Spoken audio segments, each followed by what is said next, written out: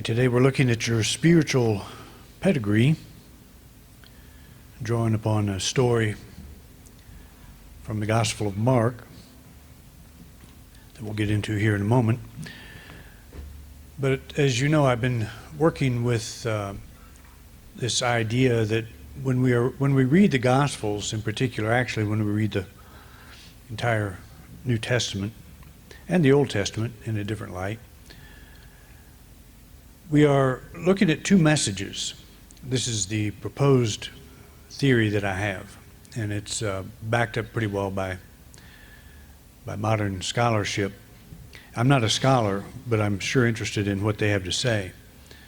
And by saying I'm not a scholar, these people devote their entire lives to single books in the Bible or certain languages or whatever aspect that most of us would use to put ourselves to sleep at night. You know, it's just information that, a lot more information than a lot of us need. But what I have found in looking at scholarly works and looking at the way they understand how Scripture was put together, how it came about. Let's just take the Gospel of Mark. We'll be talking about that today. Most of us probably think of this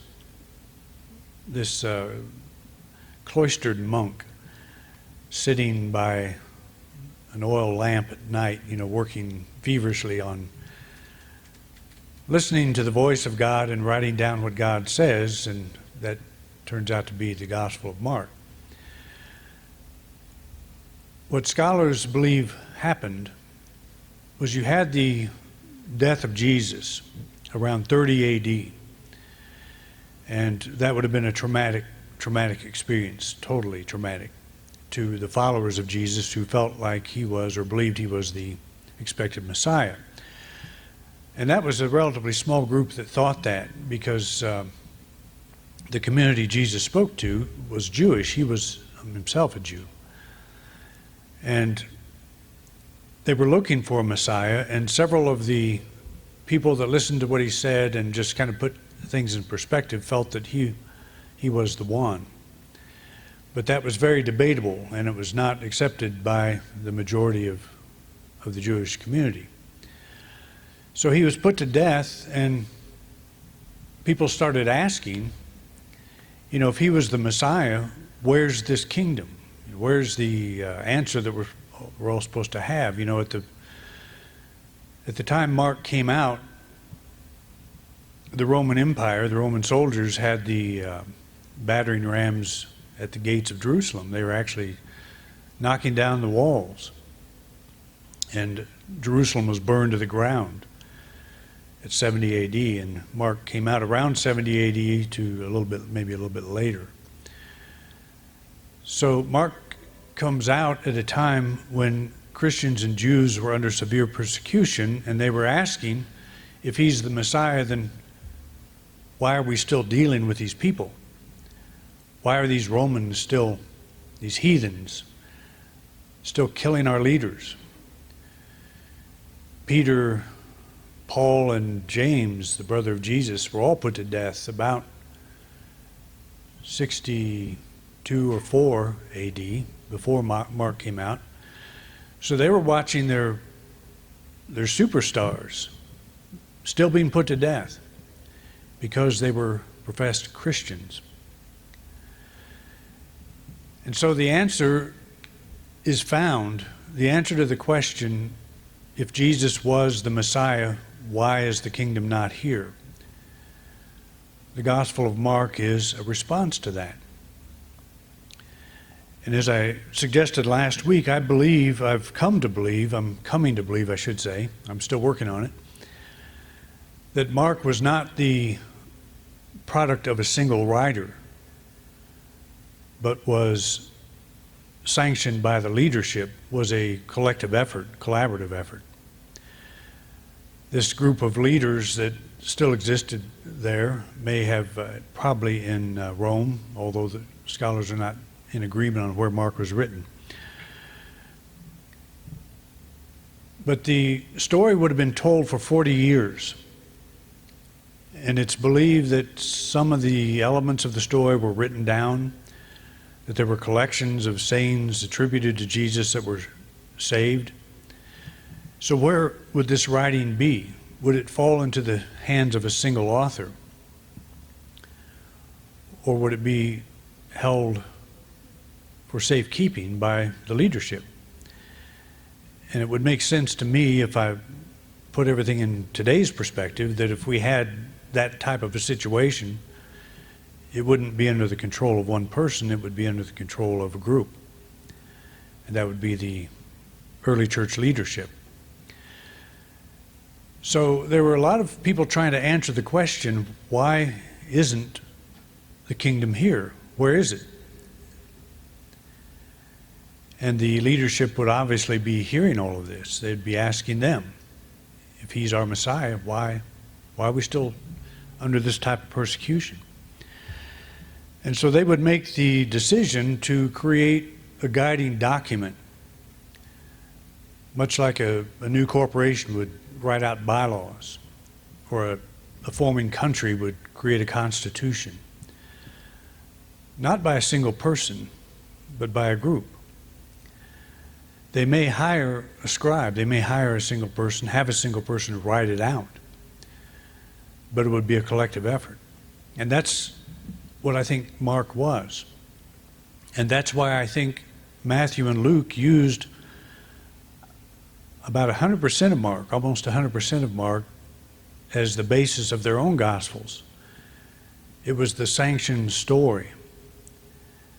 And then they elaborated on it. They had access to more material. There's a Q source, it's called a Q source. It was a list of sayings of Jesus that had no context, but Matthew and Luke used that as well as the Gospel of Mark to create their narratives. And they had each had their own access to specific material, specific to Mark or to Matthew and to Luke, both. Luke went on to write the book of Acts also. In fact, his document shows up as Luke Acts. It was almost a novel. It would be considered a novel back in that day. It was a very well-written document. We don't think so much that it's well-written today, compared to what we read now, but back then it was. And you get into the life of Jesus, and then you get into the life of the early church. And if you read Luke's introduction, he addresses it to Theophilus, a person by the name of Theophilus. And we don't know who he was. But what we do know is, for a writer to publish back then, we didn't have agents and publishers, but there were wealthy sponsors. And Theophilus very well could have been a wealthy sponsor that helped Luke get his document out there. But that's speculation on my part. In part, they do know how things worked back then, and Luke had quite a piece of work here that he put a lot of thought into. But anyway, the idea that Mark would have been a collective effort would say, here's the early church creating a guiding document. Who was this man called Jesus? And what did he do? What does he represent? And Mark would be the answer to that question. And to me, that makes perfect sense. It makes perfect sense that it would be a collective effort. The other document I mentioned, called the Didache, came out at about the same time as Mark was written, and you can think of this as sort of a early version of a cataclysm. Cataclysm, is that the right word? Catechism. Do what? Catechism. Catechism. Same thing. It's catechism.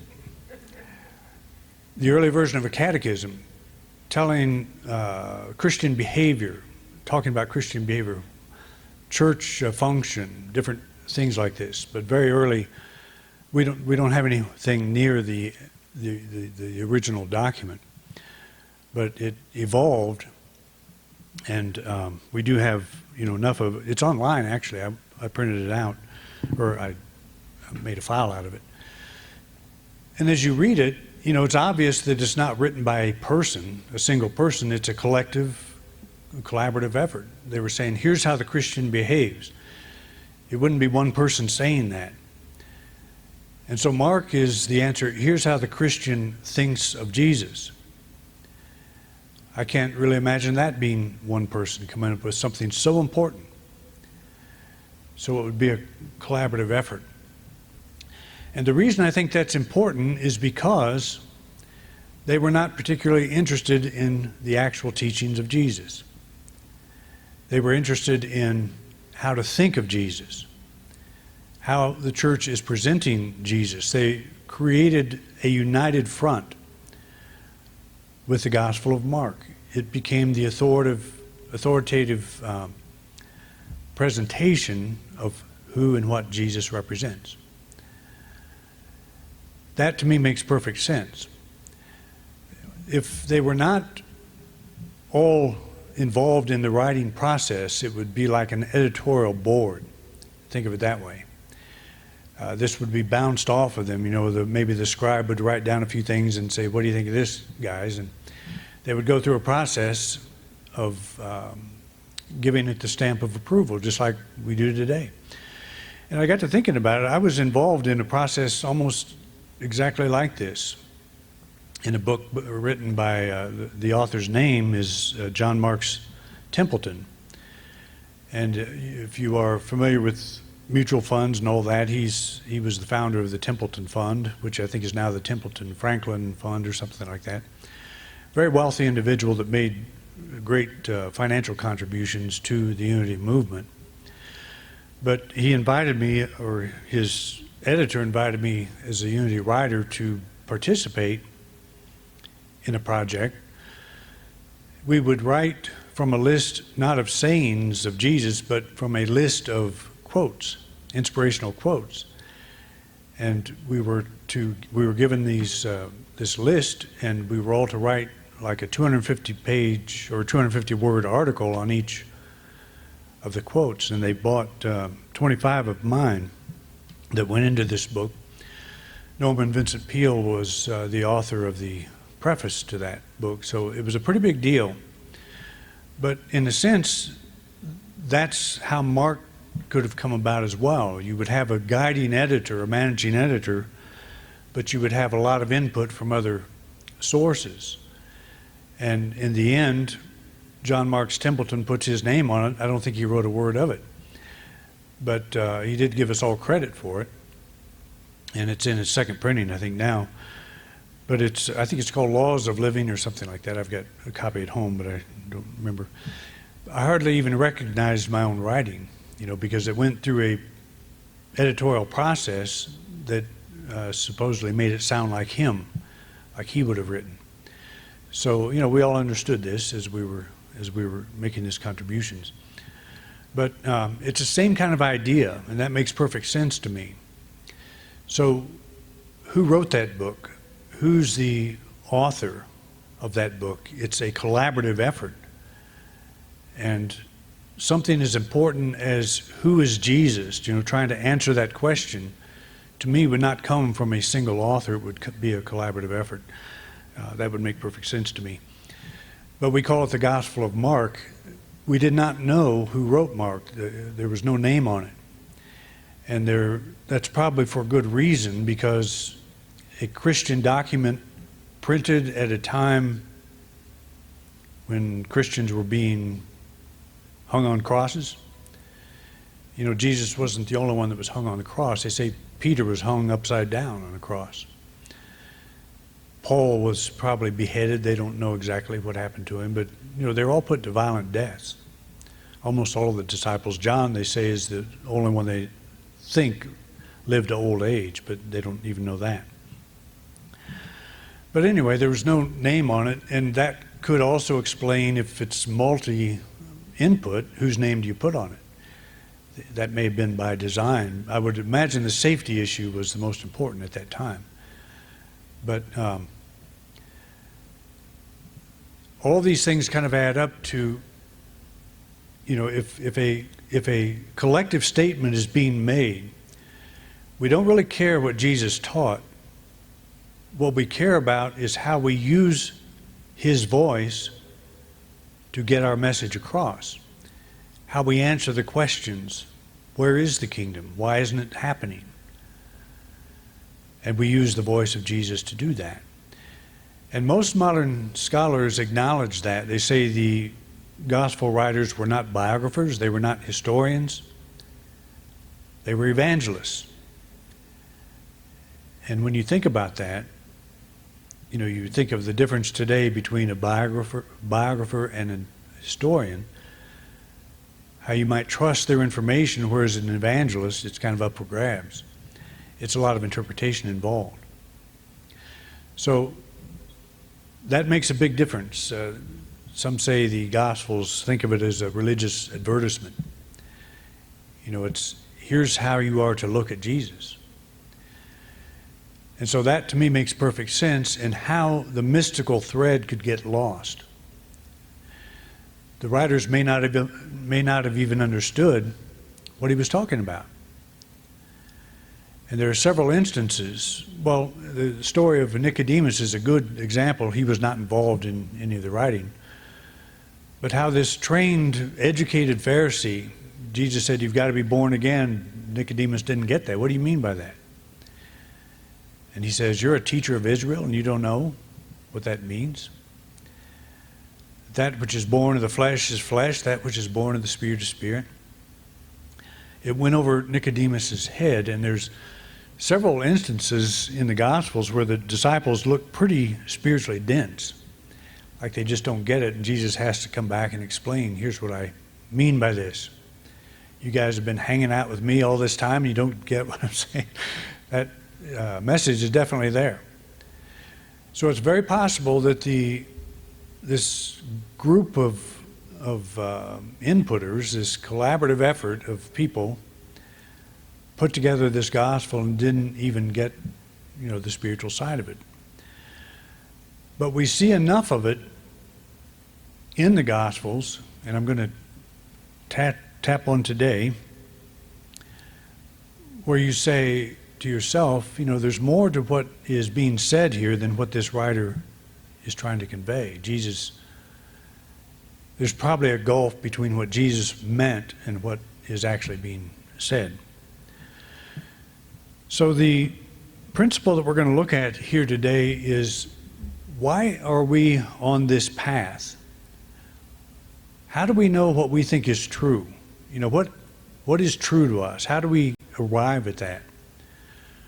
Why would we, as individuals, set aside the majority view that's being presented in every church in the country, in the world, every Christian church, that Jesus, is this certain thing, and we've not accepted that, or we have looked beyond that? Why have we done that?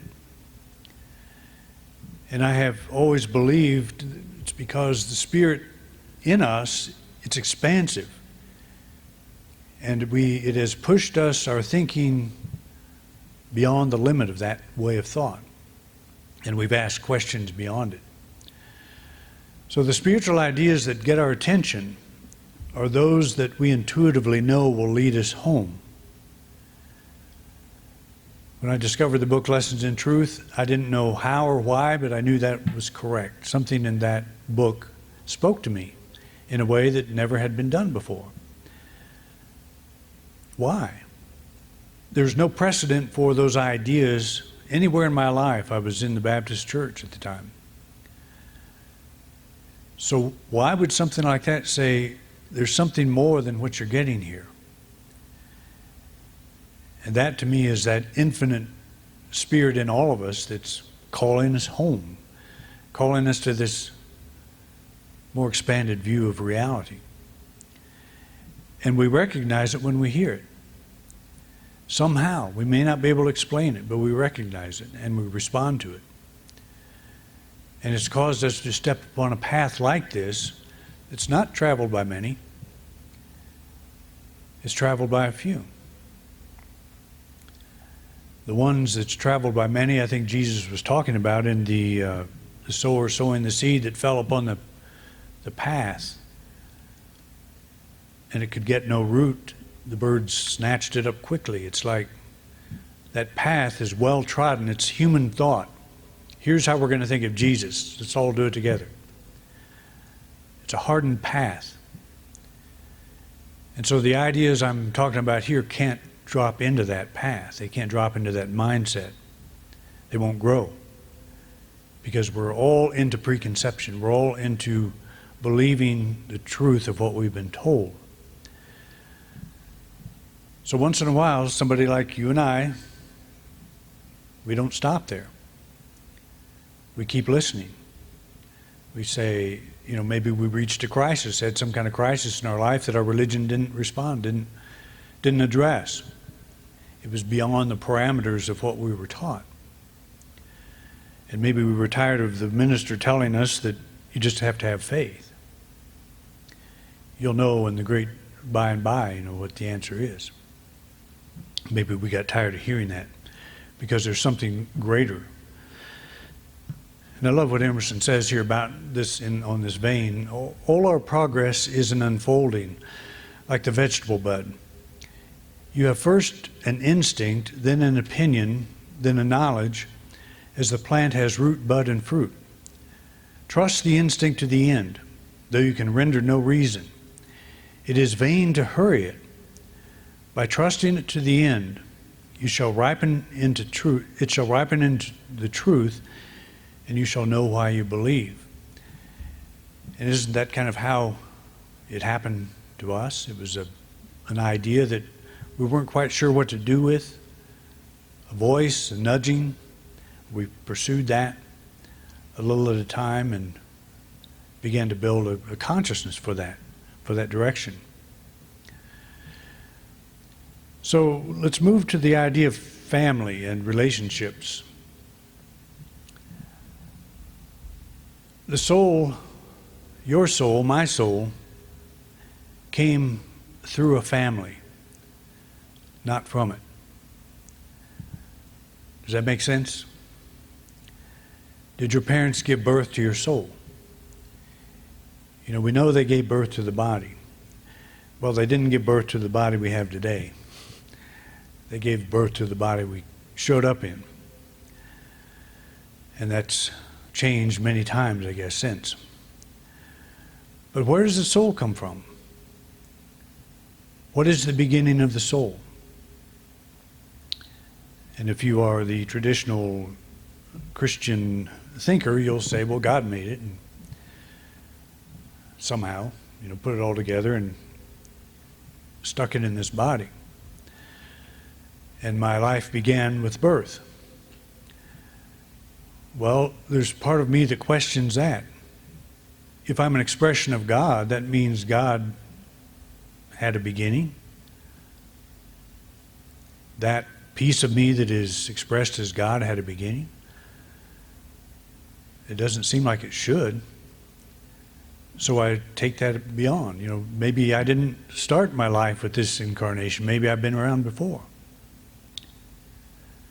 I don't have to have done that, but I do think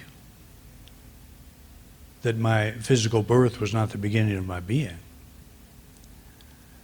And so that causes me to think other things. It causes me to broaden. Well, what happens when I die? Does this thing that is my soul, does it die too? I was listening to a fellow lecture this week on YouTube. That's the beauty of YouTube. You can go all kinds of places. Total atheist. Says when you're dead, you're dead. That's it. And he had a brush with death. He was hospitalized with some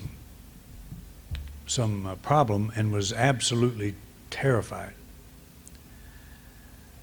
because he thought his end was about to occur. But he still comes back and says, the reason you believe you have an eternal soul, it's kind of makes you feel good. But I was terrorized because I don't have an eternal soul. And one of the consistent messages we get from the near-death experiencer is, I'm no longer afraid of death. There is none. It's not just faith, it's a knowing. And so we can take any path we want. There's something to me that says I'm not going to die when I lose my body, because I have this thing. As we sang this morning, I have a human existence, but I'm a spiritual being. So what does that mean? How do I live a life, coming from that level? So Jesus was confronted with this question. He was in a room, in a house, speaking to a crowd. That's the setting. It's a crowd of people nobody else could get in, and somebody came to him and said, your brothers and mother are out there asking for you. And he looks at the crowd and he says, here's my mother and my brothers, my sisters. For these seek to understand the will of our Heavenly Father. In other words, this is my spiritual family. These are the ones that understand what I'm about. We're on the same path. I don't think all of my family members understand the path I'm on spiritually. Many are still on the traditional Christian path. And I think they consider me a wayward soul, a black sheep, and I guess I am. But that's not a bad thing. Jesus was kind of a black sheep. But he was trying to lift the consciousness of people above this human connection.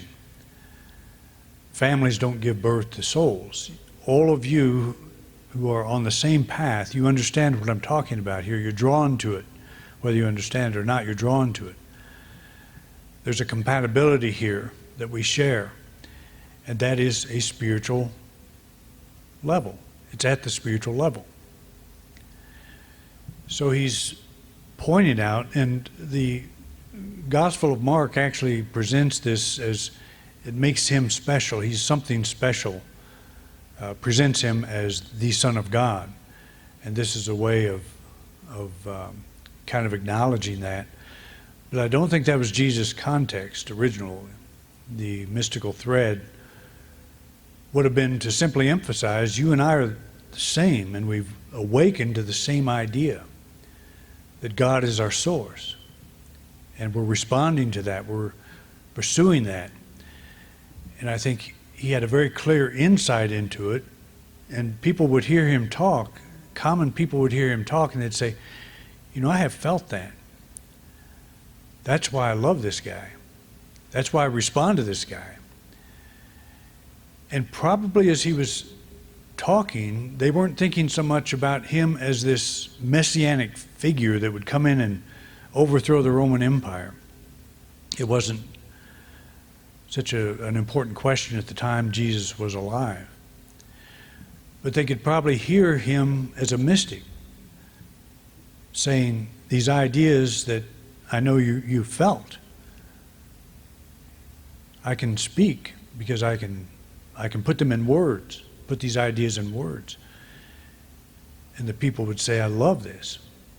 I've always felt this, but I never knew how to say it, and I never heard any of our teachers talk about it. Exactly what I said when I read the book Lessons in Truth. How could this have been around for so long and I've never been exposed to it? I've been in church all my life. So it's a message that is not grasped by the average person, and certainly by the institution, which is why I think the Gospel of Mark misses the point. The other two Gospels, Matthew and Luke, used him following that same lead. And John comes from a totally different source, but from a theological point of view, he still adheres to the whole view of Jesus as the only begotten. Any church on Sunday morning could use any of the four Gospels to convey this traditional view we have of Jesus. So they come from different sources or had different material, access to different material, But the picture of Jesus that we get is pretty homogenized. It's pretty much the same across the board. And you can go into almost any church, anywhere, open YouTube and check out some of the evangelical messages. You'll hear pretty much the same message. Jesus is the one. There's no indication that Jesus abandoned his family. He wasn't saying, I'm better than all these people. I think he's just simply recognizing, I came through them, but I'm not of them. His mother was with him to the end, and his brother James was martyred for becoming a prominent leader in the early church. We had a little bit of discussion after church last Sunday about Mary's virginity. The fact that the Catholic Church and many people in the Protestant Church hold that she was always a virgin, and yet the Gospels talk about Jesus having brothers and sisters. Names, I think, 4 brothers. James was one that became the leader of the church. There's even a tradition that there was Thomas the twin, believed to be the twin brother of Jesus. And there are a lot of things like that circulating in the early days. So we don't really know how much of that is true. But if Jesus had brothers and sisters of the same parents, that kind of blows the virgin theory. But and so the church is quick to come back and say, well, that was their half brothers and half sisters and all that. Could have been. We don't know. But I don't think Jesus was putting down his family. He was just saying that, we're all flesh and blood. This is our vehicle, that this is not us. You're something much more than that. So the mystic understands that the omnipresence of God is centered in every person. This is, by mystic, I'm saying Jesus would have understood this. That the omnipresence of God is centered in every person. When Isaiah wrote that every knee shall bow to the Lord, he was acknowledging that all will eventually come to this truth and begin the inner quest for enlightenment, the understanding of our spiritual pedigree. John has Jesus saying, "My sheep hear my voice." And that, I think, is exactly what we're talking about here. He was speaking spiritual principles that people had felt but never had heard articulated. And they responded to that, but not everybody could hear it. When Pilate said to Jesus, "What is truth?" Jesus didn't answer. And I can imagine why. Pilate wouldn't have gotten it, wouldn't have understood. But Jesus said, again, according to Mark, that the truth will make you free. And what he's saying is that there is a level in you that when you understand it, it will free you from all fear, all self-doubt, because you'll understand yourself in the true perspective of a spiritual being inhabiting a physical body.